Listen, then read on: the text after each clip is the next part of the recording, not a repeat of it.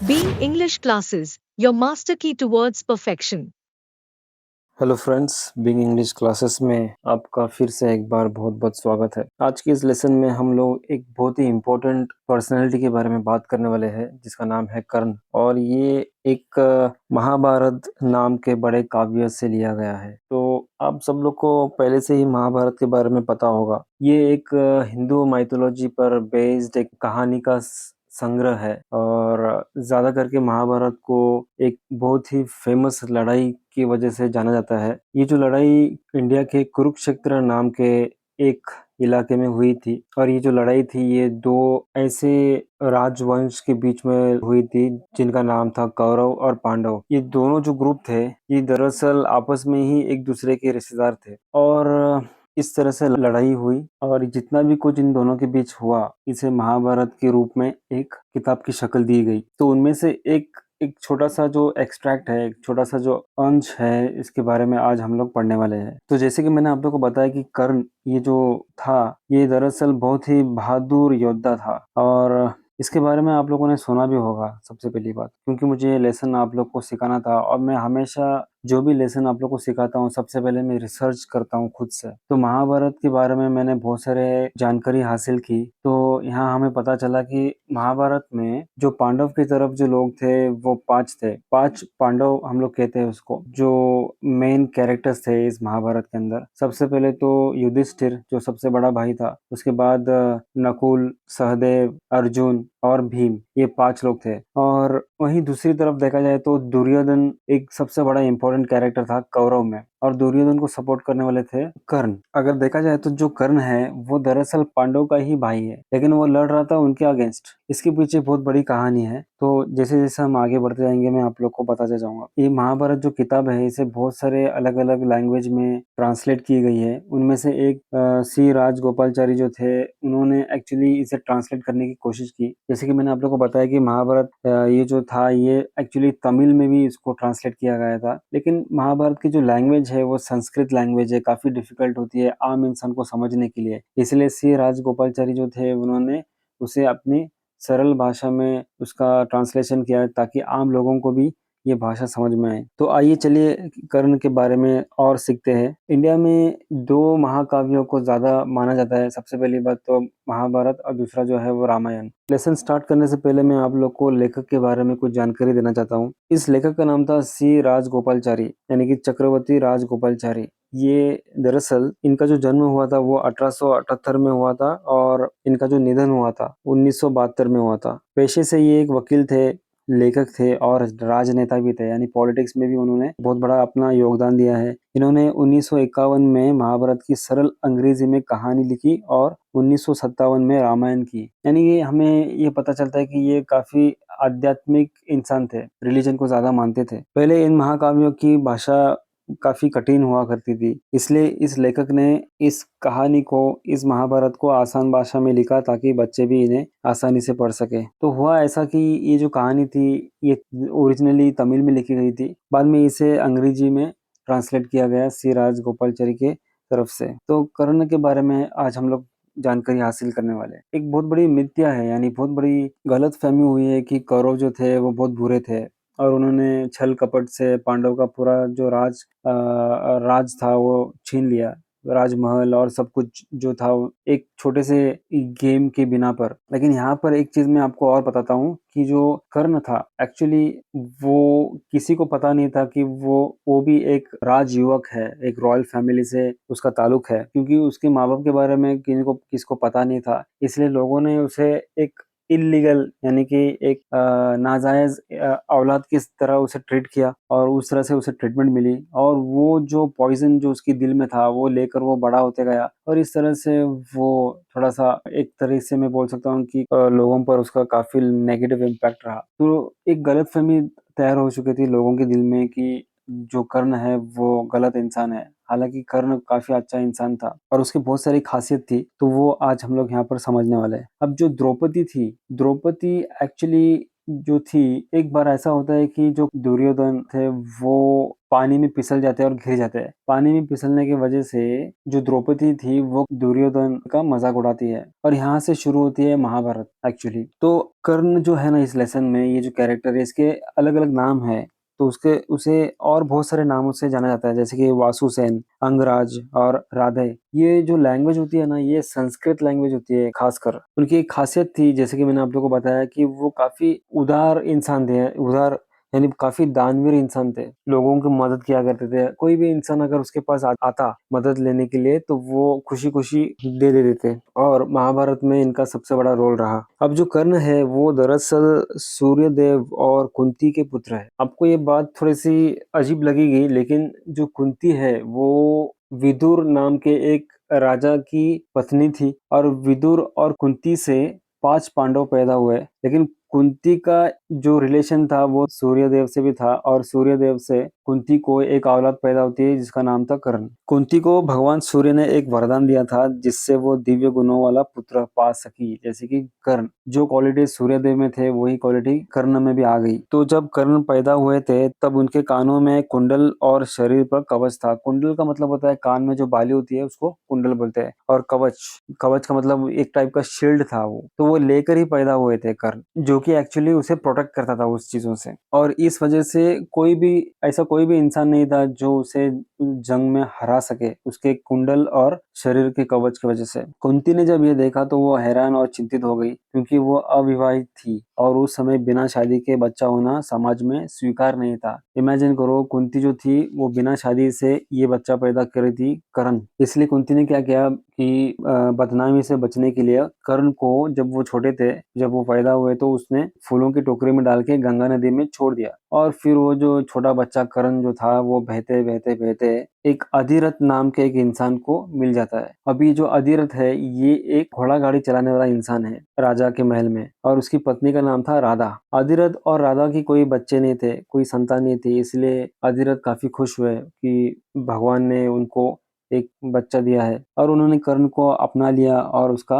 पालना शुरू किया। और फिर आगे जाकर जो कर्ण है ये दुर्योधन की मदद करता है, उसका अच्छा दोस्त बन जाता है। तो आइए शुरू करते हैं लेसन से बिना किसी देरी के। The Mahabharata is a great epic. Epic का मतलब होता है महाग्रंथ या महाकाव्य। इट अबाउंड्स, अबाउंड का मतलब होता है भरपूर होना, क्या चीज होना। इट अबाउंड्स इन कैरेक्टर्स, यानी इस महाभारत किताब के अंदर बहुत सारे अनगिनत कैरेक्टर्स है। Who are the best models, यानी एक तरीके के लोगों के लिए सबक बन सकते हैं, लोग इनसे सीख सकते हैं। Are the best models of the greatest qualities of man, यानी लोगों को इन कैरेक्टर से कुछ सीख मिल सकती है। विच character in the epic do you like most, why, share your views in the pair. अब महाभारत अगर आप लोगों ने पढ़ी हो या महाभारत के बारे में आपको कुछ जानकारी पता हो, कमेंट में आप लोग मुझे बता सकते हो कि आपको महाभारत में से कौन सा कैरेक्टर पसंद है और क्यों। तो चलिए शुरू करते हैं। The Pandavs and the Kauravs learned the practice of arms first from Kripacharya and later from Drona. अब पांडव और कौरव, मैंने आप लोग को पहले ही बताया कि पांडव और कौरव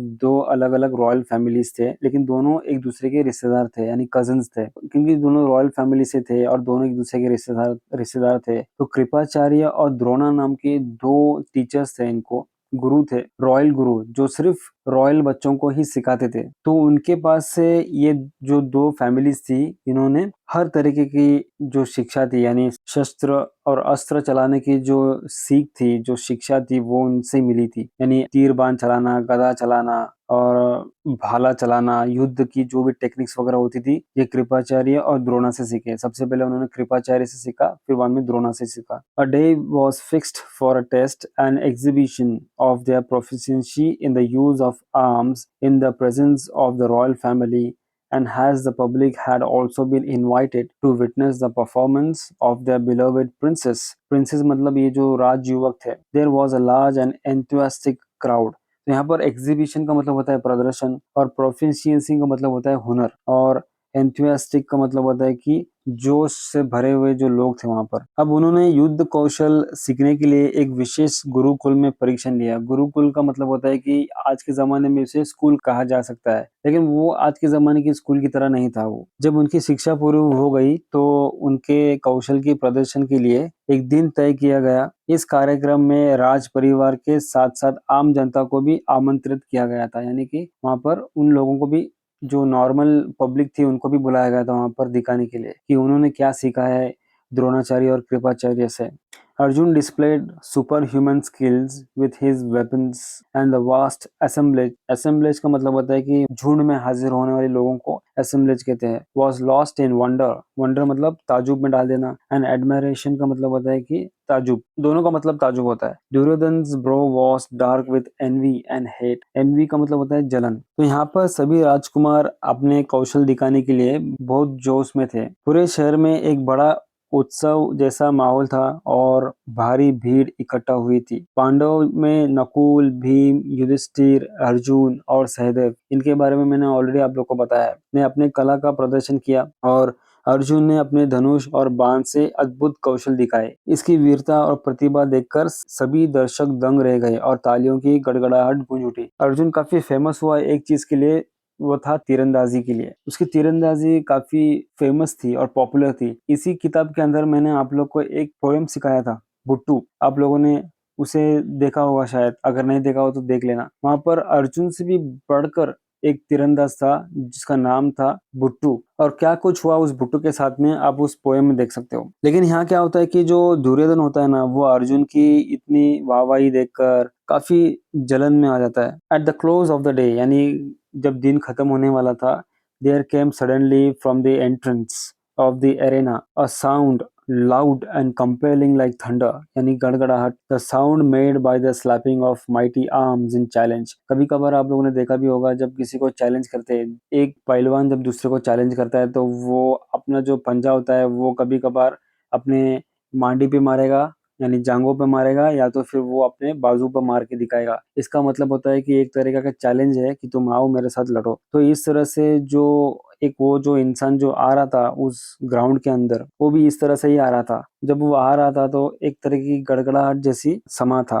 तभी अचानक सभा में एक तेज और गूंजदार आवाज सुनाई दी। सबका ध्यान उस दिशा में गया और जहां से ये आवाज आ रही थी वहां से एक एकदम बलशाली, यानी काफी मजबूत और रोशन चेहरे वाला एक जवान इंसान वहां से अंदर गुजरता है। वहां से जो एंट्री होती है ना, वहां से वो अंदर आना शुरू करता है। They saw enter through the crowd which made way in awed silence। awed silence का मतलब होता है कि यहाँ पर उसको देखने के बाद सारे लोग काफी सहम चुके थे, खौफ में थे। A god like youth, यानी कि एक देवता समान इंसान जो लोगों ने कभी ऐसा देखा नहीं था किसी को। ऑब्वियसली यहाँ पर इसे देवता समान क्यों कहा गया है, क्योंकि ये भगवान का ही बेटा है, ऐसा माना जाता है महाभारत में। अब सूर्य देव जो है वो एक्चुअली हिंदू रिलीजन में इसे भगवान माना जाता है, क्योंकि ये भगवान का बेटा था, इसलिए इसमें क्वालिटीज जो रहेंगी वो भगवान की तरह ही रहेंगी हिंदू माइथोलॉजी के अनुसार। From home light and power seem to emanate, यानी कि इस काफी नूरानी इंसान था, ये काफी नूर झलक रहा था इसके चेहरे से। He look proudly round him a cast a negligent salute to Drona and Kripa and stood up to Arjun. Negligent salute का मतलब होता है कि ज्यादा उसने परवाह नहीं की, सिर्फ फॉर्मेलिटी के लिए हाथ जोड़े उसने। किसके सामने? द्रोणाचार्य और कृपाचार्य के सामने, क्योंकि दोनों टीचर थे और उस जमाने में टीचर को ज्यादा सम्मान दिया जाता था। और फिर सीधे वो अर्जुन की तरफ दौड़ पड़ता है। स्ट्रोड का मतलब होता है कि दौड़ना। उसका जो रथ था, घोड़े का रथ था, उसे वो अर्जुन की तरफ दौड़ाना शुरू कर देता है। और कैसा था उसका चेहरा? उसका चेहरा काफी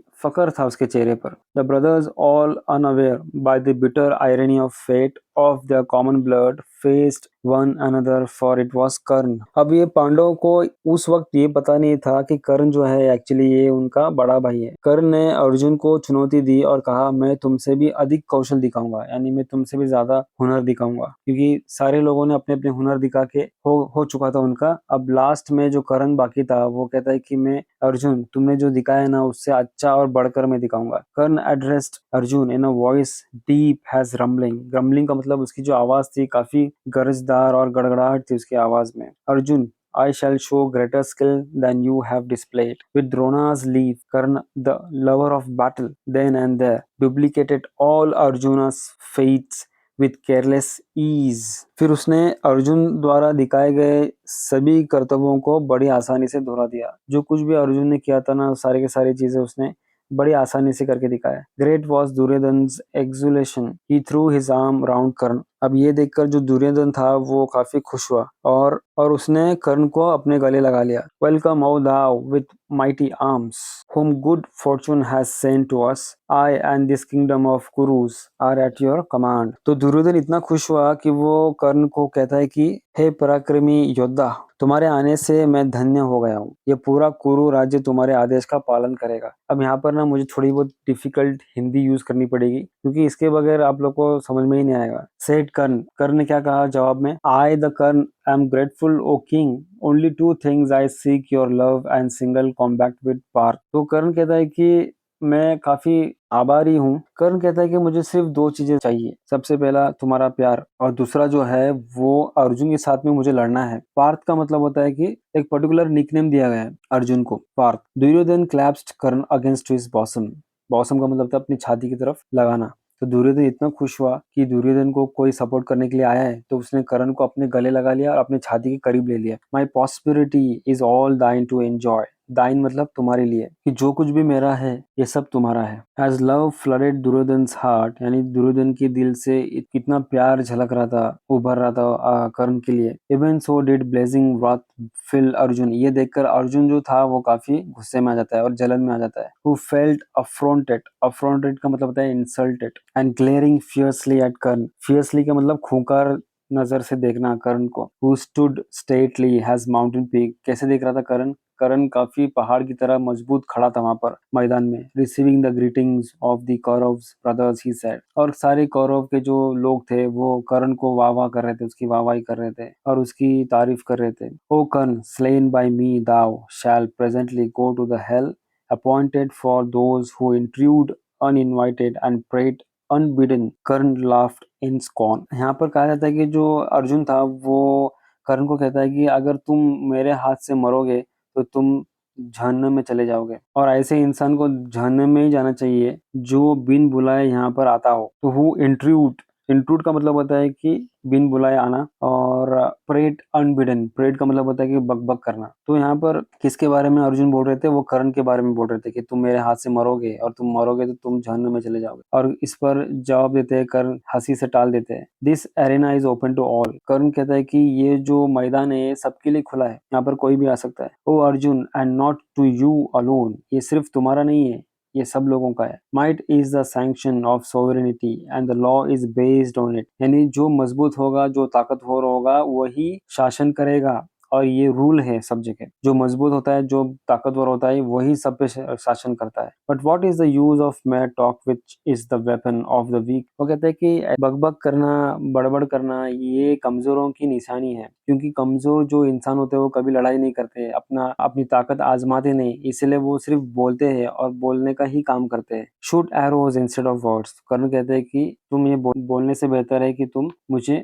मुझ पर तीर चलाओ। Thus challenged Arjun with Drona's permission hastily embraced his brothers and stood ready for combat। अब ये कर्ण ने ये चैलेंज दिया अर्जुन को, तुम बकबक ज्यादा बंद करो और तुम मेरे पे तीर चलाओ। तो अर्जुन जो थे वो एकदम गुस्से में आकर वो द्रोणाचार्य के पास जाते हैं और परमिशन लेते हैं द्रोणाचार्य से कि क्या मैं इसका जवाब दूं। तो द्रोणाचार्य ने उसे परमिशन दे दी और फिर वो जाते हैं अपने भाइयों के पास और सबको गले लगा लेते हैं और फिर जाकर वो तैयार हो जाते हैं कॉम्बैट, यानी कि लड़ाई लड़ने के लिए। पहले बहुत फॉर्मेलिटीज होती थी महाभारत में। सबसे पहले हाथ जोड़कर परमिशन मांगो कि मैं जाऊं लड़ने के लिए, फिर वो जब लड़ाई करने का जब उसे परमिशन मिले तब वो जाता था वहां पर। इस तरह से पहले जमाने में लड़ाइयाँ होती थी। While Karna taking leave of the Kuru brothers confronted him weapon in hand। वहीं दूसरी ओर जो कर्ण था वो भी कुरु कुल में पैदा हुए जो लोग थे यानी दुर्योधन और ये सारी चीजें, उनसे भी परमिशन लेकर वो अर्जुन का सामना करने के लिए जाता है। कॉन्फ्रेंटेड का मतलब क्या? सामना करना। एंड हैज दो the divine parents of the heroes. Divine parents कौन थे? ये दिव्य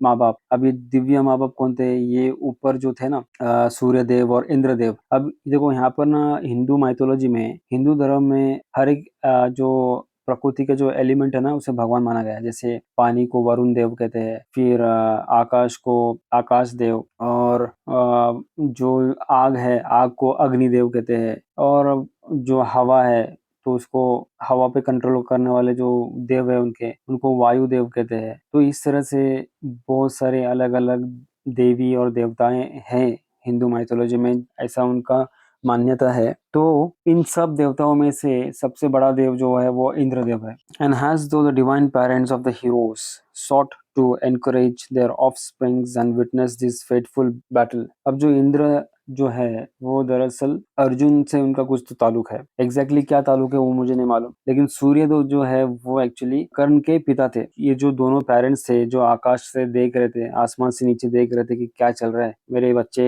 आपस में लड़ रहे हैं और ये सारी चीजें। To encourage their offspring का मतलब होता है कि बच्चों के बच्चे। And witness their fateful battle. Indra the lord of the thunder clouds and Bhaskar of the infinite rays. Bhaskar मतलब जो सूर्यदेव का दूसरा नाम भास्कर है। Bhaskar of the infinite rays simultaneously appeared in the heaven's.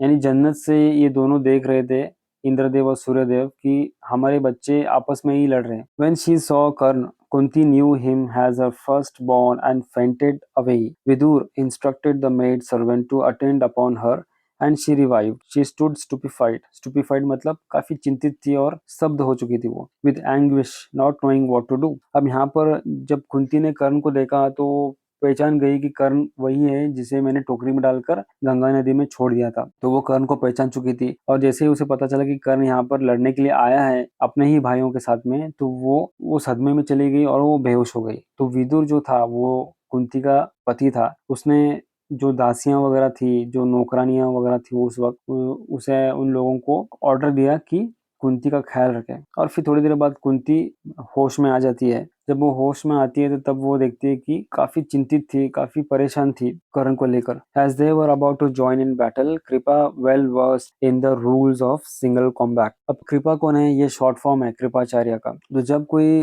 Professor या जब कोई गुरु होता था और वो गुरु स्पेशलाइज्ड होता था किसी चीज में, तो उसको आचार्य ऐसा कहा जाता था। तो कृपाचार्य, द्रोणाचार्य, तो इस तरह से चार्य वगैरह लगाया जाता है किसी भी प्रोफेसर, उस जमाने के गुरु के नाम की बात। तो कृपाचार्य जो थे वो एक चीज में काफी स्पेशलाइज थे, सिंगल कॉम्बैट, यानी कि 1-on-1 एक इंसान दूसरे इंसान के साथ लड़ रहा हो तो उसको सिंगल कॉम्बैट करते हैं। तो इसके जो रूल्स एंड रेगुलेशंस बनाए गए थे उस जमाने में महाभारत, कि क्या करना चाहिए क्या नहीं करना चाहिए। अब क्या नहीं करना चाहिए यहाँ पर एक चीज आपको बताता हूँ। कुछ पर्टिकुलर स्पॉट्स थे इंसान के शरीर पर, वहां पर नहीं मारना चाहिए। जैसे कि अपने जो हमारी मांडी होती है वो मांडी पे नहीं मारा जाना चाहिए। उसके बाद में छल कपट से नहीं मारना चाहिए। जो हमारा गुप्त अंग होता है उसको भी नहीं मारना चाहिए। इस तरह से बहुत सारे डूज एंड डोंट्स थे उस जमाने में जब लड़ना होता तो कृपाचार्य जो थे ना वो बीच में कूद जाते हैं अर्जुन और कर्ण के, और कृपाचार्य कहते हैं कि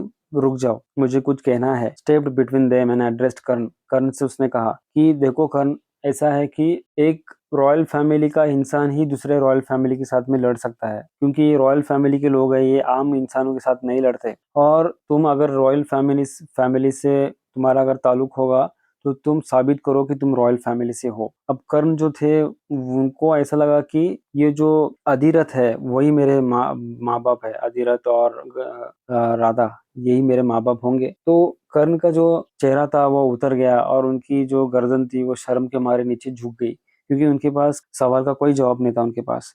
this prince who is ready to fight with thee, यानी कि ये जो अर्जुन देख रहे हो ना जो तुम्हारे साथ लड़ने के लिए तैयार है, is the son of Preeta and Pandu. Pandu जो थे वो एक राजा थे, राजा का जो बेटा था वो था Arjun. And a skin of the कुरु रेस रिवील ओ माइटी आर्म, यानी कि मजबूत हाथ वाले, मजबूत शरीर वाले इंसान, हमें बताओ तुम्हारे माँ बाप के बारे में, तुम्हारा कुल क्या है, तुम्हारा गोत्र क्या है। हिंदू धर्म में बहुत सारी चीजें होती है, उनका गोत्र होता है, फिर उनका जो और बहुत सारी चीजें होती है। एक्चुअली उन चीजों से पता लगाया जा सकता है कि एक्चुअली वो कौन से कुल के हैं और कहाँ के हैं। Illustrious by thy birth, it is only after knowing thy lineage. Lineage मतलब तुम्हारी जो वंशावळ है, तुम्हारे माँ बाप के बाप, बाप के बाप, बाप के बाप कौन है। That path can fight with दी, ये पता चलने के बाद ही वो तुमसे लड़ सकते हैं। For high born princess cannot engage in a single combat with unknown adventurers, यानी अनजान इंसान के साथ में रॉयल फैमिली के इंसान कभी लड़ते नहीं। अब इसका जवाब देने के लिए करण के पास कुछ नहीं था, क्योंकि करण को पता था कि मैं उसके जो माँ बाप थे वो अधिरथ और राधा है। तो when he heard these words, Karna bent down his head like a lotus under the weight of rain water, उसका चेहरा उतर गया, उसकी गर्दन झुक गई, ऐसे झुक गई जैसे कि एक कमल का जो फूल होता है ना, जब उसके ऊपर पानी गिरता है तो कैसे उसके दबाव की वजह से उस कमल की कली झुक जाती है, ठीक उसी तरह से जो करण था उसका भी चेहरा झुक गया। Duryodhan stood up and said, Duryodhan जो थे वो हर समय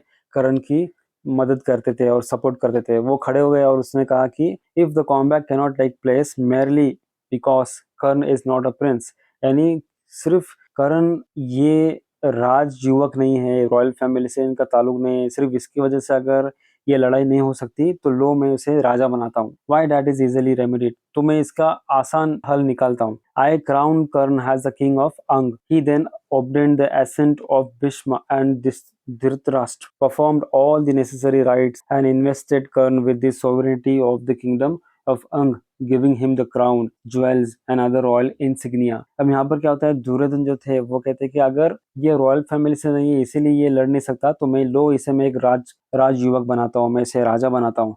और भीष्म और धृतराष्ट्र इन दोनों की परमिशन लेने के बाद दुर्योधन जो थे उन्होंने क्या किया, कर्ण को एक अंग नाम का एक जगह था, एक बहुत बड़ा किंगडम था, वहां का राजा बना देता है। और जो भी कुछ फॉर्मेलिटीज करने चाहिए थे, पूजा पाठ और जो भी कुछ रिचुअल्स करने चाहिए थे उसे राजा बनाने के लिए, वो सब कुछ वो कर देते हैं, राज तिलक हो जाता है उसका। जैसे कि बाहुबली में देखा होगा आप लोगों ने, जैसे बाहुबली को जब बाहुबली के बड़े भाई को, क्या नाम था उसका, बाहुबली का भाई का नाम मुझे याद नहीं आ रहा है, लेकिन आपको पता होगा कमेंट में बता दीजिए मुझे। तो उसके जो बड़ा भाई था उसको जब महाराज बनाने वाले थे तो कैसे प्रोसीजर्स किए गए, ठीक उसी तरह से यहाँ पर कर्ण को भी किया गया। और कर्ण को मुकुट पहनाया गया, उन्हें जेवरात पहनाए गए और फिर एक निशानी दी गई, रॉयल निशानी दी गई कि आज से तुम राजा हो। At that moment has the combat between the youthful hero seemed about to commence. अब उसके बाद ये तो तय हो गया कि अब वो राजा बन चुके हैं, तो अब लड़ाई तो होनी ही थी। The old charioteer Adhirath who was the foster father of Karna, यानी कि ये सौतेले बाप थे कर्ण के, अधिरथ, वो रथ चलाते हुए मैदान के अंदर आ जाते हैं। और जैसे ही वो मैदान के अंदर आते हैं और कर्ण उसे देखते हैं, उनके पिताजी को, तो वो हाथ जोड़कर नमस्ते करते हैं, यानी कि उनकी रिस्पेक्ट करते हैं अधिरथ की। एंटर द असेंबली, तो वहां पर जो मौजूद लोग थे, असेंबली मतलब जो वहां पर मौजूद लोग थे उनके बीच जब ये अधिरथ आते हैं, staff in hand and quaking with fear. Staff in hand का मतलब हाथ में उनके पास छड़ी थी, और quaking with fear, quaking with fear का मतलब होता है कि डर से कांप जाना, क्योंकि इन लोगों के बीच, इतने बड़े बड़े लोगों के बीच आकर खड़े रहना ये उसके लिए बहुत बड़ी बात थी। No sooner did he see him that Karna the newly crowned king of Anga bowed his head and did humble obeisance in all filial reverence, यानी जब अधिरथ ने देखा कि अब जो कर्ण है वो मेरा बेटा नहीं रहा, अब ये राजा है, तो एक राजा को जैसे रिस्पेक्ट देनी चाहिए उस तरह से उसने अपना सर झुकाया कर्ण के सामने,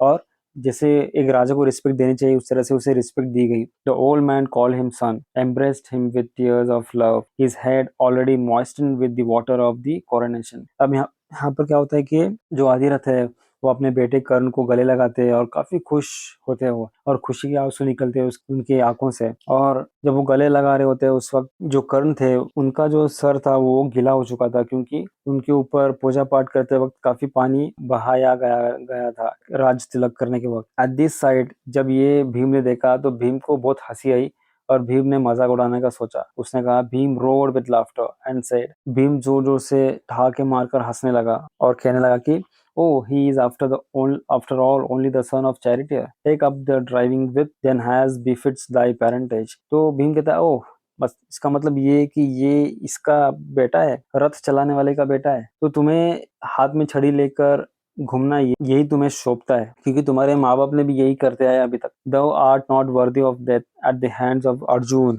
यानी अर्जुन के हाथ से मरना की लायकी नहीं है तुम्हारी। Nor should thou reign in Ang as king, और ना ही तुम अंग के राजा बन सकते हो। एट दिस आउटरेजियस स्पीच, यानी चौंका देने वाली बात जो भीम ने की थी, तो कर्ण को बहुत गुस्सा आया। कर्न्स लिप्स ट्रेमल्ड विद एंग्विश, यानी शर्म के मारे कर्ण के जो होठ थे वो कांप रहे थे और कर्ण से कुछ बोला नहीं गया क्योंकि सारे लोगों के सामने कर्ण का इंसल्ट हुआ। ऐसे वक्त उनको ये समझ में नहीं आ रहा था कि वो क्या करे। एंड ही स्पीचलेसली, यानी कि उनके मुंह से कोई बात ही नहीं निकली कर्ण के। Looked up at the setting sun, और मायूस होकर उस वक्त जो सूरज था वो ढल रहा था और ढलते हुए सूरज को देखकर वो मायूस हो गए। With a deep sigh but Duryodhan broke in indignantly, लेकिन जो दुर्योधन थे वो कदम कदम पर कर्ण की बहुत मदद कर रहे थे और कर्ण को सपोर्ट भी कर रहे थे। और जैसे ही देखा दुर्योधन ने कि कर्ण काफी मायूस हो चुके हैं, दुर्योधन ने फिर से एक बार कर्ण को सपोर्ट करने के लिए वो एक बार खड़े हो गए और भीम को ऐसा करते हुए रोका। It is unworthy of you, Duryodhan कहता है भीम को कि तुम्हारी लायकी नहीं है ओ विक्रोधर। विक्रोधर मतलब भीम का दूसरा नाम था। टू स्पीक दस, इस तरह से बोलने की तुम्हारी लायकी नहीं है, कर्ण के बारे में बोलने की, उसके सामने खड़े रहने की तुम्हारी लायकी नहीं है। Valour is the hallmark of Kshatriya, यानी बहादुरी क्षत्रिय का सबसे बड़ी निशानी है। अब क्षत्रिय ये क्या है? ये वो एक खानदान था। क्षत्रिय मतलब जो लड़ाई में लड़ने वाले जो लोग होते हैं और लोगों पर राज करने वाले जो लोग होते हैं ना, उसको क्षत्रिय कहा जाता है। जैसे कि आप लोगों को पता ही होगा कि हिंदू धर्म में 4 टाइप के वर्ण होते हैं। सबसे पहला ब्राह्मण, उसके बाद में क्षत्रिय, उसके बाद में वैश्य और उसके बाद में शूद्र। ठीक है। Nor is there much sense in tracing greater heroes and mighty rivers to their sources. इसका मतलब ये होता है कि वो जो बड़े बड़े क्षत्रिय होते हैं, बड़े बड़े जो योद्धा होते हैं ना, वो कहाँ से आए उनके बारे में जानकारी हासिल करना ये कोई बड़ी बात नहीं है। I could give you hundreds of instance, मैं वो कहता है कि मैं तुम्हें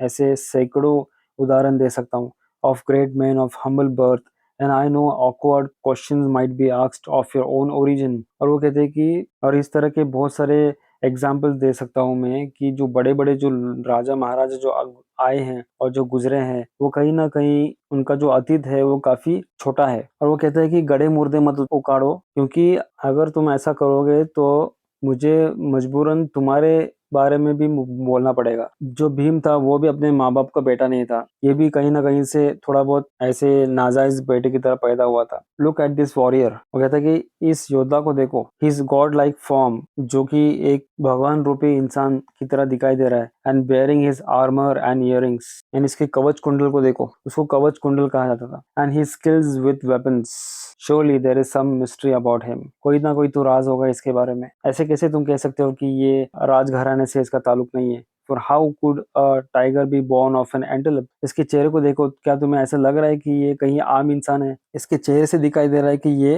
राजघराने से इसका ताल्लुक है। Unworthy of being king of अंग, डिडंट दाउ से, तुम ऐसा कहते हो कि ये अंग राज्य का राजा नहीं बन सकता, लेकिन मेरे हिसाब से ये राजा है। I verily hold him worthy to rule the whole world, मैं सिर्फ ये अंग राज्य का राजा नहीं, पूरे दुनिया का राजा बन सकता है ये। और फिर इन जनरस व्रॉथ, यानी काफी गुस्से में, Duryodhan took Karna in his chariot and drove away, Duryodhan ने क्या किया, कर्ण को अपने रथ पर बिठाया और वहां से चला गया। रथ का मतलब क्या होता है कि जो घोड़ा गाड़ी होती है उस जमाने में लड़ाई करने के लिए काम में आती थी। The sun set, the crowd dispersed in tumult, भीड़ भी धीरे धीरे उदास होकर वहां से चली गई। There were groups loud in talk under the light of lamps, यानी अभी रात हो चुकी थी और सब सब अपने अपने घर चले गए थे। तो उस जमाने में बत्ती दिया वगैरह लगाया जाता था, तो दिए की रोशनी में लोग आपस में अंधेरे में बातें कर रहे थे कि आज क्या क्या हुआ, उस चीज के बारे में बात कर रहे थे। कुछ लोग अर्जुन के बारे में बात कर रहे थे, कुछ कर्ण के बारे में बात कर रहे थे, कुछ लोग कर्ण के सपोर्ट में बात कर रहे थे, कुछ अर्जुन के सपोर्ट में बात कर रहे थे अपने अपने घरों में। सम ग्लोरीफाइंग अर्जुन, यानी अर्जुन की तारीफ कर रहे थे, कुछ कुछ कर्ण की तारीफ कर रहे थे। Others Karna and others again Duryodhan according to their predilection, यानी उनके हिसाब से, उनके सोच के अनुसार सारे लोग, कुछ लोग दुर्योधन की भी तारीफ कर रहे थे। इंद्र फोरसॉ दैट अ सुप्रीम, फोरसॉ का मतलब उसने आगे देख लिया था कि आगे क्या होगा। फोरसॉ दैट अ सुप्रीम कॉन्टेस्ट, यानी एक बहुत बड़ी लड़ाई होने वाली है, वॉज इनएविटेबल, यानी कि ये तो होना ही था, between his son Arjun and Karna, and he put on the garb of Brahmin and came to Karn, who was reputed for his charity. Reputed का मतलब होता है कि नामचीन, काफी मशहूर होना, for his charity, and begged of him his earrings and armor. The sun god had already warned Karna in dream that Indra would try to deceive him. Deceive का मतलब होता है कि cheat करना in this manner. तो यहाँ पर जो इंद्र है उसने देख लिया कि अब कर्ण जो है वो एक्चुअली अर्जुन पे हावी हो सकता है, क्योंकि कर्ण के जो क्वालिटीज थे लड़ाई करने के, ये सारी चीजें अर्जुन से कहीं ज्यादा थे। और इंद्र को ये पता भी था कि अर्जुन कर्ण से नहीं जीत सकता, इसलिए इंद्र ने ये पहले देख लिया था।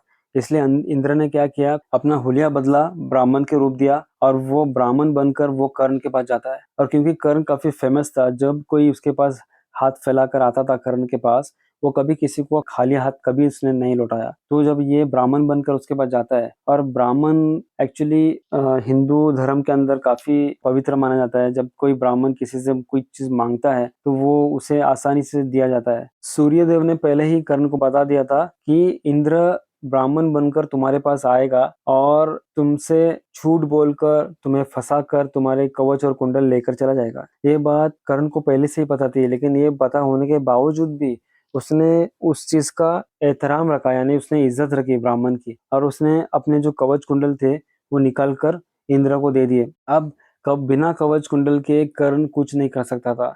अब इसके बाद कर्ण की जो पावर्स थे वो सब कुछ चले गए। अब वो नॉर्मल इंसान बन चुका था। Still Karna could not bring himself to refuse any gift that was asked of him. कर्ण मना नहीं कर पाया, hence he cut off the earrings and armor with which he was born and gave them to the Brahman. अब उसने क्या किया, चाकू लेकर उसने अपने कान में जो बाली थी उसको कुंडल कहते हैं, और जो शरीर पर जो कवच लेकर पैदा हुआ था, आप लोगों ने कछुए को देखा होगा, कछुआ भी जब पैदा होता है तो वो लेकर पैदा होता है, ठीक उसी तरह से ये भी पैदा हुआ था, अपने साथ लेकर पैदा हुआ था। तो उसने क्या किया, उसे अपने शरीर से काटा, काफी खून बहा। Indra the king of gods was filled with surprise and joy. अब जो इंद्र था, छल कपट से उसने वो कवच कुंडल पा लिया था, तो वो किंग्स ऑफ गॉड था वो, यानी सारे भगवानों का भगवान था। इंद्र काफी हैरान हुआ और खुश भी था। After accepting the gift he praised Karna as having done what no one else could do. उसने कर्ण की तारीफ की ऐसा करने की वजह से, और कहा कि जो तुमने किया है वो कभी कोई कर नहीं सकता था, ये बहुत बड़ी कुर्बानी थी। And shamed into generosity bade Karna ask for any boon he wanted. और शर्म के मारे वो अपना बहुत बड़ा दिल दिखाता है, क्योंकि वो भगवान था, और भगवान ही किसी के पास से कुछ ले ले तो मन में ये कैसा होगा। तो ये चीज को छुपाने के लिए इंद्र ने कर्ण को कहा कि मांगो, तुम मुझसे क्या मांगते हो, इसके बदले जो चाहो मांगो मुझसे, कोई वरदान चाहिए तो। और कर्ण कहते हैं, Karna replied, I desire to get your weapon. मैं चाहता हूँ कि मुझे तुम्हारा जो शस्त्र है, तुम्हारा जो हथियार है, ये मुझे चाहिए। ये जो हथियार था इसका नाम था शक्ति, which has the power of kill enemies. Indra granted the boon but with a fateful proviso. लेकिन यहाँ पर एक शर्त लगाई गई। कर्ण कहता है कि मुझे तुम्हारे पास जो ये हथियार है ना, ये मुझे चाहिए, जो ये किसी भी इंसान को मार सके। ये बात इंद्र को पहले से पता थी कि अगर ये हथियार उसको मिल जाए तो ये हथियार से क्या कर सकता है वो। तो इंद्र जो था वो बड़ी समझदारी से उसने कहा कि मेरी एक शर्त है। He said you can use this weapon against but one enemy and it will kill him, whoever so he may be. But this killing done, this weapon will no longer be available to you but will return to me. With these words, Indra disappeared. Indra ने काफी चालाकी से उस कर्ण को कहा कि ये तुम्हें मैं देता हूँ, लेकिन ये तुम सिर्फ एक ही बार इस्तेमाल कर सकते हो, सिर्फ एक ही इंसान पर इस्तेमाल कर सकते हो। उस इंसान पर इस्तेमाल करने के बाद वो इंसान मर जाएगा, लेकिन ये जो शस्त्र है ये वापस मेरे पास लौट आएगा। और ये कहकर इंद्र जो थे वो वहां से गायब हो जाते हैं। Karna went to Parshuram and became. अब ये काफी दिन गुजर चुके, इसके बाद काफी दिनों के बाद जो कर्ण थे, इनको एक चीज सीखनी थी, और ये सिर्फ एक ही इंसान सिखा सकता था, वो था Parshuram. Karna went to Parshuram and became his disciple. Disciple का मतलब होता है कि शागिर्द बन जाना। By representing to him that he was a Brahmin. मैं ब्राह्मण हूँ ऐसा बोलकर कर्ण ने क्या किया, उस परशुराम के पास जाकर विद्या लेनी शुरू कर दी। He learned of Parshuram the mantra for using the master weapon known as ब्रह्मास्त्र। अब ये ब्रह्मास्त्र क्या है? ये ब्रह्मास्त्र एक तरीके का हथियार होता है जो कि एक्चुअली जब किसी पर इस्तेमाल किया जाए तो वो दरअसल उसे कोई भी इंसान हो वो उसे मार कर ही दम लेता है। वो हथियार उसको कहते हैं ब्रह्मास्त्र। One day Parshuram was reclining with the head on Karn's lap when a stinging worm burrowed into Karna's thigh. Blood began to flow and the pain was terrible, but Karn bore it without tremor, lest he should disturb the master's sleep. अब एक दफा क्या होता है कि परशुराम जो होता है ना, वो अपने शागिर्द के मांडी पर सर रखकर सो रहा होता है। उस वक्त परशुराम को एक कीड़ा काटता है और वो कीड़ा कर्ण के मांडी में घुसकर अंदर चला जाता है, जिसकी वजह से कर्ण को काफी तकलीफ होती है। लेकिन उसने जरा भी आह नहीं की, उसने उस दर्द को बर्दाश्त किया, क्योंकि अगर वो वहां से जरा भी हिलता तो परशुराम की नींद टूट सकती थी, उसके गुरु की नींद टूट सकती थी। इसीलिए पर जो कर्ण था उसने बगैर हिले वहां पर बैठा रहा। जब परशुराम की नींद खुलती है तो वो देखता है कि कर्ण के मांडी से बहुत खून निकल रहा है। तो परशुराम ने कर्ण को पूछा कि ये क्या है, तो कर्ण ने बताया कि मुझे कीड़ा काटा है, इसीलिए मुझे ऐसा हुआ है। तब परशुराम को समझ में आता है कि एक्चुअली ये कर्ण जो है ये आम इंसान नहीं है, ये ब्राह्मण नहीं है, ये कोई क्षत्रिय हो सकता है या कोई कोई और इंसान हो सकता है, क्योंकि इतना दर्द एक क्षत्रिय ही बर्दाश्त कर सकता है। तो Parshuram अवोक and saw the blood which had poured from the wound. He said, "Dear pupil," यानी कि मेरे प्यारे शार्गिद, "you are not a Brahmin, तुम ब्राह्मण नहीं हो। A Kshatriya alone can remain unmoved under all bodily torments.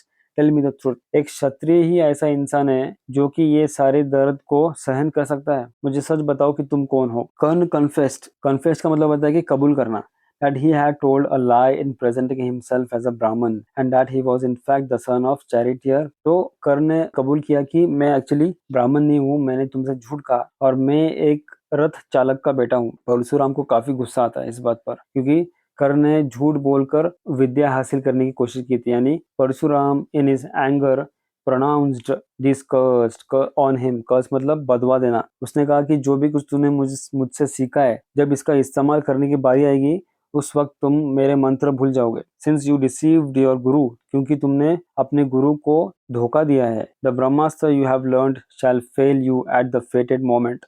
ये ब्रह्मास्त्र चलाने के लिए एक मंत्र का उच्चारण करना पड़ता था और ये मंत्र उच्चारण करने के बाद ही ये ब्रह्मास्त्र काम कर सकता था। लेकिन जो गुरु है वो उसे एक बदुआ देता है, एक श्राप देता है कि जब तुम्हें ये बारी आएगी इस्तेमाल करने की, उस वक्त तुम ये भूल जाओगे। You will be unable to recall the invocatory mantra when your our comes. सही वक्त पर जब इसकी जरूरत पड़ेगी उस वक्त तुम ये भूल जाओगे। Karna and the grand sire. Grand sire का यहाँ पर मतलब होता है कि भीष्म पितामह। अब ये भीष्म पितामह और जो बड़े बड़े जो नाम है, द्रोणाचार्य और कृपाचार्य, इस तरह के जो ये नाम है ये बहुत बुजुर्ग है कौरव और पांडवों में। दोनों कहीं ना कहीं तो पांडव और कौरव से इनका रिश्ता जुड़ा है। When he learned that Bhishma lay wounded and dying, Karna hurried to the place and fell at his feet and said, Bhishma Pitamah को जख्मी किया गया था। इनकी जो मौत हुई थी काफी दर्दनाक हुई थी। इतने बाण लगे थे भीष्म पितामह को कि एक्चुअली वो बाण की शैया पर लेटे हुए थे, यानी उनके बदन पर हर जगह बाण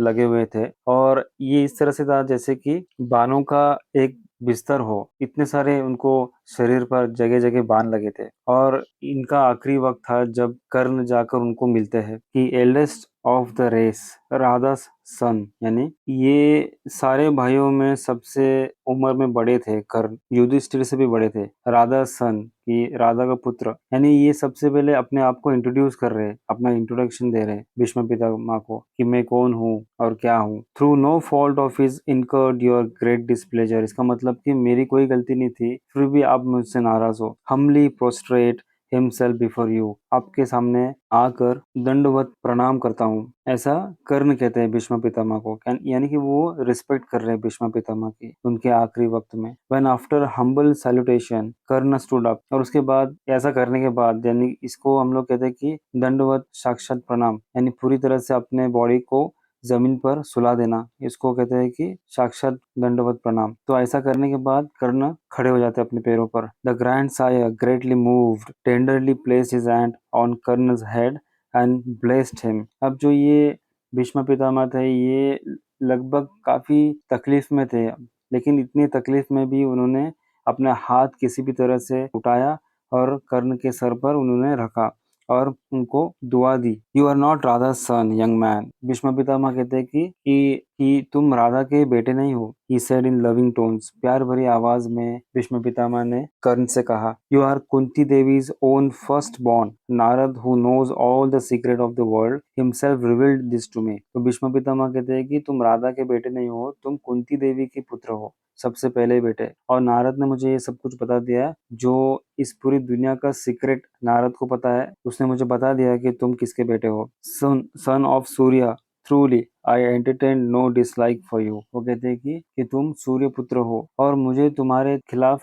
कोई रंज मलाल नहीं है, मेरे दिल में तुम्हारे लिए कोई बुराई नहीं है। But I was grieved to see your increasing hatred of the Pandavas. वो कहते हैं कि मुझे एक बात खटकी कि तुम पांडवों की तरफ जो तुम्हारा बढ़ती नफरत है वो मुझे खटक रही थी, उससे मैं काफी परेशान हो चुका था। Although they gave you know cause for it, लेकिन वो कहते हैं कि ऐसी कोई जरूरत नहीं थी कि तुम उन पर नफरत करो, उन्होंने ऐसा तुम्हारे साथ कुछ गलत नहीं किया था।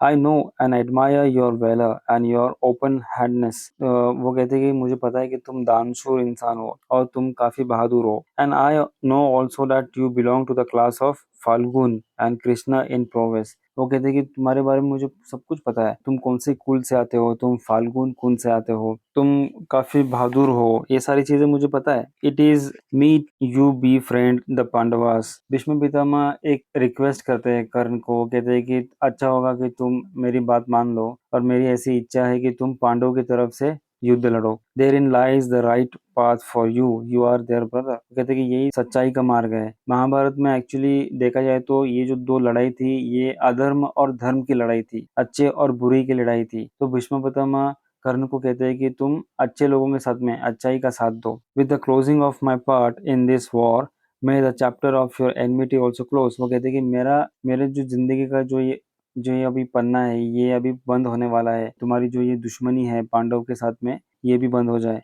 This is my wish Karna. Bhishma Pitamah अपनी इच्छा प्रकट कर रहे कर्ण के सामने। Karna listened respectfully and replied, grand sire, I know I am Kunti's son and not charioteer born, but I have eaten Duryodhana's salt and must be true to him, to be true to my own lineage। कर्ण कहते हैं कि मुझे ये सारी चीजें पता है। काफी इज्जत से वो भीष्म पितामह को कहते हैं कि मुझे पता है कि मैं कुंती का पुत्र हूँ और मैं एक चालक का बेटा नहीं हूँ, मुझे ये सारी बातें पता है। लेकिन मैंने दुर्योधन का नमक खाया है और मैंने दुर्योधन से वादा किया है, ये मेरी खानदान की इज्जत है, ये मेरा धर्म है। It is impossible for me to go over to the Pandavas now, you must permit me to repay with my life if it is so the debt I owe to Duryodhana for his love and trust. वो कहते हैं कि अब पांडव के साथ में मिलकर ये युद्ध लड़ना मुमकिन नहीं, क्योंकि मैंने पहले ही दुर्योधन से हाथ मिला चुका हूँ और दुर्योधन का काफी एहसान है मुझ पर, जो कि मुझे अपनी जिंदगी कुर्बान करके चुकाना होगा और इसके लिए मुझे आपसे इजाजत चाहिए। I have erred greatly in word and deed. वो कहते हैं कि मुझे पता है कि मैंने गलती की है, बातों से मैंने लोगों के काफी दिल दुखाए लोगों के, और मैंने बुरे कर्म भी किए हैं। You must forgive me for it all and give me your blessings. और कर्ण कहते हैं कि इन सारों बातों के लिए मुझे क्षमा कीजिए, मुझे माफ कीजिए और मुझे दुआ दीजिए। The great acharya who knew all the laws of right conduct reflected for a while on what Karna said and replied, do then as you wish, for that is the right way।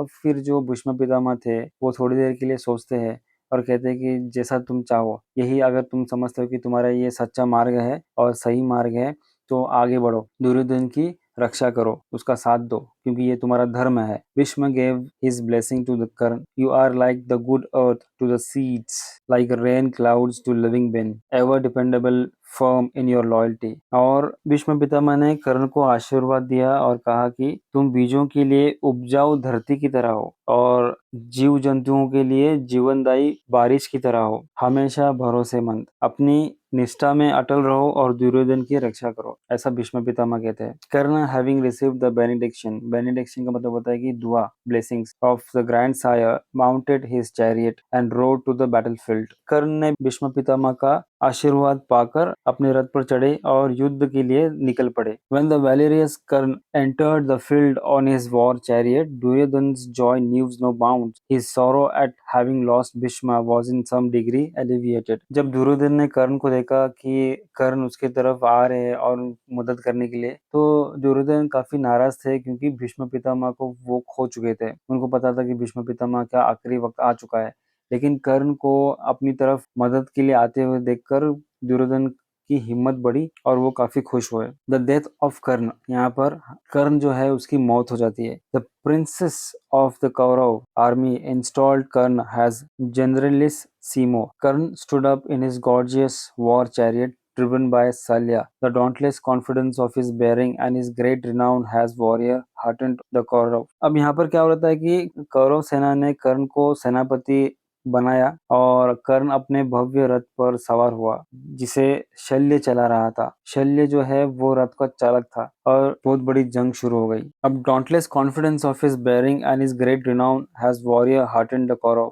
यानी यहाँ पर कर्ण की तारीफ की जा रही है कि कितना बहादुर और निडर इंसान था कर्ण, जो कौरव जैसे इन लोगों को मिला था। Then followed a great battle. The son of Surya sent a dazzling arrow which spat fire and made for Arjun like a serpent with its flaming double tongue out. Mahabharat के जमाने में क्या हुआ करता था कि लोगों के पास विद्या थी, अलग अलग तरीके के मंत्र वगैरह थे कि वो जब बाण चलाते थे तो बाण हवा में ही अपना रूप बदल देते थे। जैसे कि अगर ये बाण अगर हवा में जा रहा हो तो कुछ मंत्र पढ़कर वो ऐसा बाण चलाते थे तो बाण सांप में तब्दील हो जाता था। ठीक है, तो यहाँ पर जो कर्ण थे वो क्या करते हैं, क्योंकि वो सूर्य पुत्र थे तो उनके पास काफी ताकत थी और उन्होंने क्या किया, सन ऑफ सूर्य यानी सूर्य पुत्र कर्ण जो थे उसने क्या किया, एक बाण चलाया और वो जो बाण था वो बाण आग उगलता था और वो बाण था अर्जुन के लिए। वो बाण इस तरह से अर्जुन की तरफ जा रहा था जैसे कि कोई सांप किसी की तरफ ढसने के लिए जाता हो। Then Krishna Arjun's charioteer at the nick of time pressed the vehicle down 5 fingers deep in the mud so that the serpent shaft just missed Parth's head but struck off his helmet. Arjun was red with shame and anger and he fixed a dart on his bow to make an end of Karn. यहाँ पर रथ चलाने वाले लोगों को रथ चालक कहा जाता है। जो कृष्णा जो थे वो अर्जुन के काफी अच्छे दोस्त थे और जो कृष्णा थे वो रथ को चला रहे थे। अब यहाँ पर जो कृष्णा थे वो पांडव को सपोर्ट कर रहे थे। वो तो क्या होता है कि जब कर्ण जो है वो इस तरह का जब बाण अर्जुन की तरफ चलाते हैं, कृष्णा ने समय रहते अर्जुन के रथ को 5 उंगली गहराई तक मिट्टी में दबा दिया, जिससे क्या हुआ कि वो बाण अर्जुन के सिर को छू कर निकला लेकिन उसका मुकुट गिर गया। अर्जुन काफी गुस्सा हुआ और उसे शर्म आई। फिर उसे इतना गुस्सा आया कि उसने कर्ण को खत्म करने का इरादा कर लिया। तभी कर्ण के रथ का पहिया कीचड़ में फंस गया। कर्ण ने अर्जुन से कहा, मुझे रथ का पहिया निकालने दो। धर्म के अनुसार तुम इस समय मुझ पर हमला नहीं कर सकते। अर्जुन थोड़ी देर के लिए रुक गया। Arjun was red with shame and anger and he fixed a dart on his bow to make an end of Karna and Karn's fated hour was come.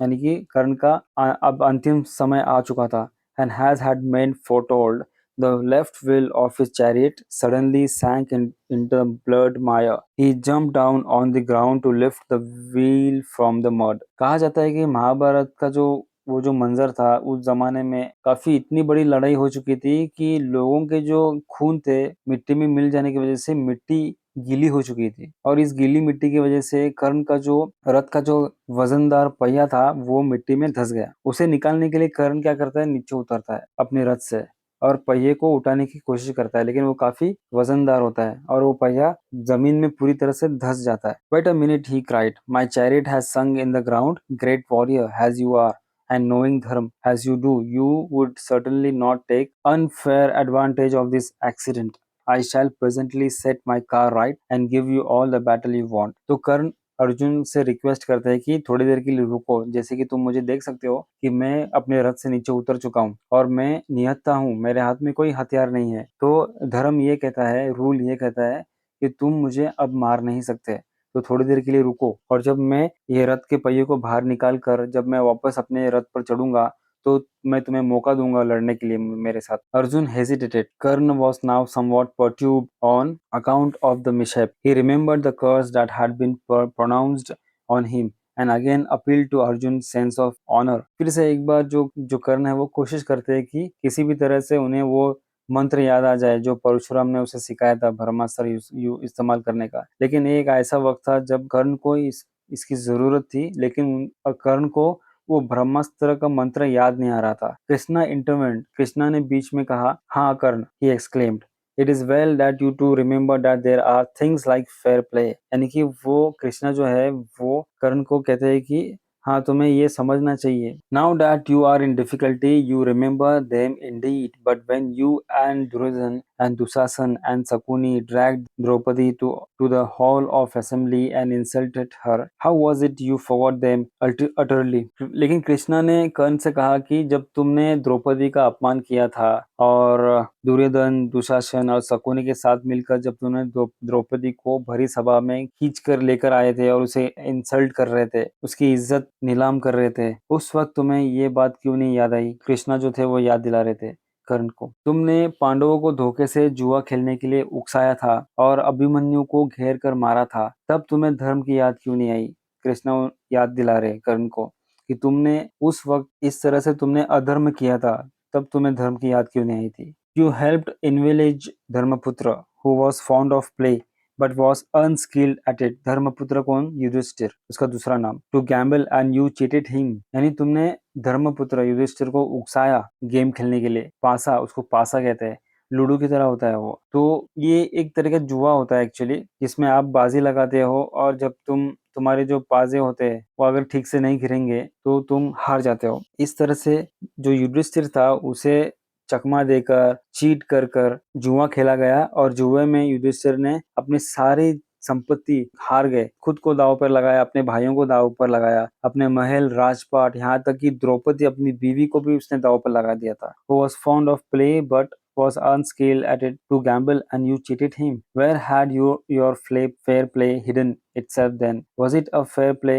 to refuse to give to Yudhishthir his kingdom when according to the pledge the 12 years of forest life and 13-year ignoto were duly completed? What had happened to the dharma you appeal for now? अब यहाँ पर ना और एक चीज थी, यहाँ पर जब वो जुआ में हार चुके थे पांडव, तो उनको 12 साल का अज्ञात वनवास काटना पड़ा था। 12 साल का अज्ञात वनवास का मतलब ये होता है कि 12 साल तक ऐसी जगह वो चले जाएंगे जहाँ पर कोई भी उन्हें पहचानता ना हो, उसे कहते हैं कि अज्ञात वनवास।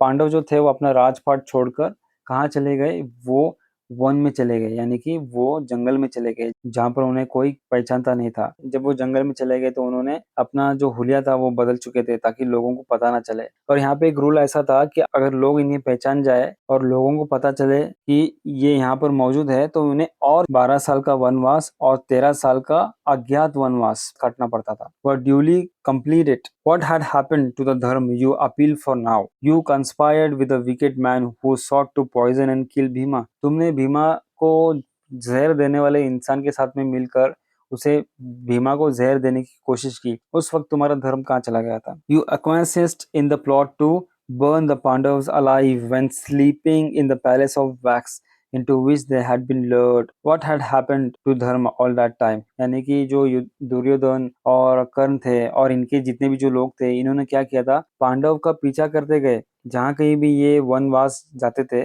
तो ये लोगों ने पता कर लिया कि ये लोग कहाँ पर रह रहे हैं, हुलिया बदल कर रह रहे हैं। कर्ण ने और दुर्योधन ने मिलकर एक ऐसा घर तैयार किया, इतना खूबसूरत घर था वो, लेकिन वो मोम का बनाया हुआ घर था जो देखने से किसी को भी पता नहीं चलता था।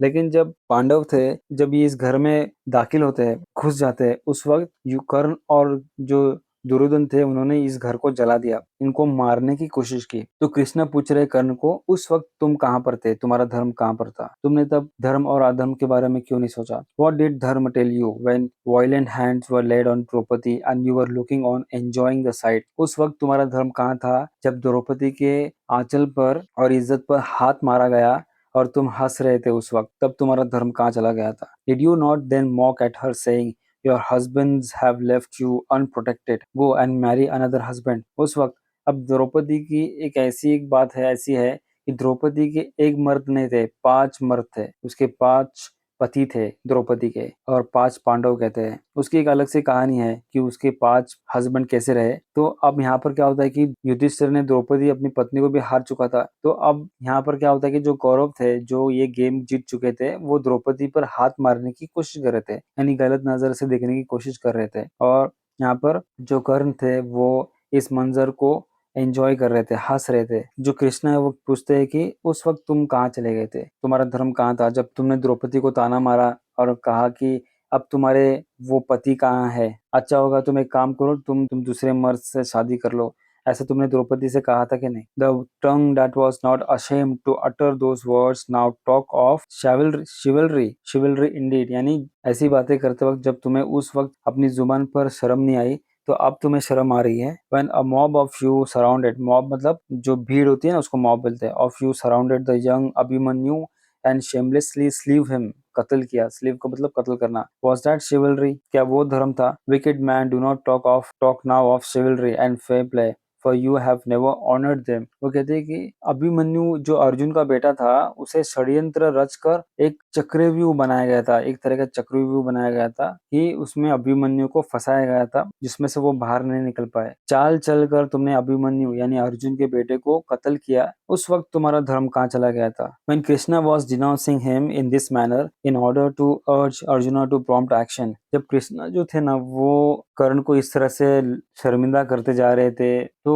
वो दरअसल अर्जुन को उकसा रहे थे बाण चलाने के लिए, ताकि अर्जुन को गुस्सा आए और वो अर्जुन कर्ण के ऊपर बाण चलाए। कर्ण bent his head in shame and uttered not a word. He silently ascended the chariot, leaving the wheel still stuck in the mud, and took his bow and sent an arrow at Arjun without an erring aim and such power that it stunned him for a moment। दरअसल देखा जाए तो अच्छे इंसान थे लेकिन गलत संगत में पड़ चुके थे वो। तो यहाँ पर क्या होता है, जब कृष्णा बारी बारी कर्ण को याद दिलाते जा रहे थे कि तुमने ये सारी चीजें की थी, ये गलतियां की थी और उस वक्त तुम्हें धर्म याद नहीं आया लेकिन अब तुम्हें धर्म याद आ रहा है, तो ये सब बातें सुनकर कृष्णा के मुंह से कर्ण जो थे वो काफी शर्मिंदा हो चुके थे और अपना सर झुकाए वो खड़े थे और अपने झुके हुए सर के साथ वो इसी तरह से पहिए को जमीन में गाड़े हुए रखकर वो रथ पर चढ़ जाते हैं और बिना किसी टारगेट के एकदम कैजुअली वो बाण चलाते हैं अर्जुन के ऊपर। Karna utilise the respite one to jump down again and hurriedly tried to lift the chariot wheel up, but the curse was too strong for him, and fortune had deserted the great warrior। The wheel would not budge, budge का मतलब बिल्कुल नहीं हिलता था। अब यहाँ क्या होता है कि जो कर्ण है वो दूसरी दफा अपने रथ से नीचे उतरते हैं और जो पहिया था उसे उखाड़ने की यानी उसे बाहर निकलने की बहुत कोशिश करते हैं, लेकिन ये एक तरह का श्राप था कर्ण के ऊपर, जो उसने पहले कुछ किए थे गलत काम, उसका श्राप उसे लगा हुआ था जिसकी वजह से वो जो पहिया था वो निकल नहीं रहा था। अपनी पूरी ताकत लगाते उस पहिए को बाहर निकलने के लिए, लेकिन वो पहिया बिल्कुल हिलता नहीं। Then he tried to recall the mantras of mighty Astra he had learned from Parsuram, but his memory failed in the hour of his need, even as Parsuram had foretold। जैसे कि परशुराम ने पहले ही कहा था कि जब तुम्हें ऐन वक्त पर इस मंत्र को याद करने की कोशिश करोगे और जब उसे जरूरत होगी तब तुम्हें ये याद नहीं आएगा। कर्ण ने ये बहुत कोशिश की उस मंत्र को याद करने की लेकिन उसे याद नहीं आया उस शराब की वजह से। Waste no more time Arjuna cried Madhava. Madhava मतलब कौन? कृष्णा, उसका दूसरा नाम था। तो जो कृष्णा थे वो अर्जुन कहते हैं कि अपना वक्त जाया मत करो, उसका पूरा इस्तेमाल करो। Send your shaft and slay your wicket enemy. तो जो कृष्णा थे वो अर्जुन को कहते हैं कि तुम बाण चलाओ और इस जो ये जो दुश्मन है, ये जो बुरा दुश्मन है, इसका सर कलम करो। Arjun mind was wavering. अब अर्जुन जो था वो थोड़ा हिचकिचा रहा था क्योंकि उसे पता था कि इस कर्ण जो है वो निहत्था है, इसके पास कोई हथियार नहीं है और ऐसे वक्त में ये लड़ाई का एक नियम था कि तुम निहत्थे पे हमला नहीं कर सकते। But when Krishna said this, the poet says, Arjun accepted this command of the Lord and sent an arrow which cut and severed the head of the Radha। The poet had not the heart to impute this act to Arjun, who was the embodiment of nobility। इसका मतलब ये है कि जब कृष्णा ने ऐसा कहा तो कवि कहते हैं कि अर्जुन ने भगवान का आदेश मान लिया और एक तीर चलाया जिसने कर्ण का पूरा सिर धड़ से अलग कर दिया। यहाँ पर जो कवि है यानी मंजर लिखने वाले जो होते हैं ना, उसको कवि यहाँ पर कहा गया है। वो लोग कहते हैं कि अर्जुन का इसमें कोई दोष नहीं है, अर्जुन ने जो किया वो सही किया क्योंकि अर्जुन जो था वो एक महान इंसान था। असल में कृष्ण ने ही अर्जुन को कर्ण को मारने के लिए कहा था जब कर्ण अपने रथ को कीचड़ से निकालने की कोशिश कर रहा था। It was the Lord Krishna that incited Arjun. Incited का मतलब उकसाना, अर्जुन को कहना to kill Karna when he was vainly trying to raise his chariot out of the mud in which it had stuck। According to the code of honor and the laws of war prevailing then, it was wholly wrong। देखा जाए तो उस समय युद्ध के नियमों के अनुसार ये पूरी तरह से गलत था कि किसी निहत्थे के ऊपर बाण चला जाए और उसे मार दिया जाए। Who could bear the responsibility for breaches of dharma except the Lord himself। यहाँ पर जो लेखक है वो कहते हैं कि भगवान के अलावा और कौन है जो धर्म पालन करने का जिम्मेदारी उठाए और इस तरह से कर्ण की मृत्यु होती है। कर्ण बहुत दानशूर इंसान था, लेकिन कृष्ण के अनुसार उसने बहुत सारी गलतियां की थी, इसीलिए कृष्ण ने अर्जुन से कहा कि वो कर्ण को मार दे। उम्मीद करता हूँ आपको ये लेसन अच्छी तरह से समझ में आया होगा। मैंने पूरी कोशिश की है आप लोग को ये लेसन अच्छी तरह से डिटेल में समझाने की। अगर आपको ये वीडियो पसंद आया हो तो लाइक, शेयर और सब्सक्राइब कीजिए। अपने दोस्तों को मेरे चैनल के बारे में बताइए और बने रहे बीइंग इंग्लिश क्लासेस के साथ में। Thank you very much.